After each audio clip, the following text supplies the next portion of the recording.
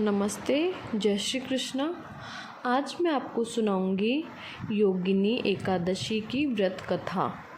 स्वर्गधाम की अलकापुरी नगरी में शिवभक्त राजा कुबेर निवास करते थे, जो प्रतिदिन श्रद्धा से भगवान शिव की पूजा करते थे। उनके लिए मानसरोवर से पुष्प लाने का कार्य हेम नामक माली करता था, जिसकी पत्नी विशालाक्षी अनुपम सुंदरता की धनी थी। एक दिन माली फूल तो ले आया, परंतु अपनी पत्नी के साथ हास परिहास में खो गया। राजा कुबेर उनकी प्रतीक्षा में क्रोधित हो उठे और सेवकों को माली का पता लगाने के लिए भेजा। सेवकों ने लौटकर बताया कि हेम माली अपनी पत्नी के साथ व्यस्त है। यह सुनकर कुबेर ने क्रोध में आकर उसे शाप दिया कि वह स्त्री वियोग सहते हुए मृत्युलोक में कोढ़ी हो जाएगा।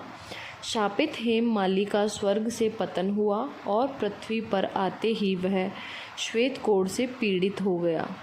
उसकी पत्नी भी अदृश्य हो गई। हेम माली जंगल में भटकता रहा, पर शिव भक्ति के प्रभाव से उसे अपने पूर्व जन्म की स्मृतियाँ थी। एक दिन वह मार्कंडेय ऋषि के आश्रम पहुंचा और उनके चरणों में गिरकर अपनी व्यथा सुनाई।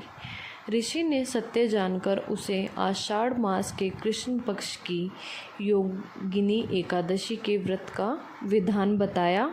हेम माली ने विधिपूर्वक व्रत किया और व्रत के प्रभाव से वह अपने पूर्व स्वरूप में लौट आया।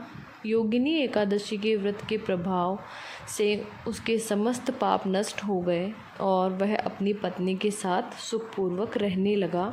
यह व्रत समस्त पापों का नाश कर अंत में स्वर्ग की प्राप्ति कराता है।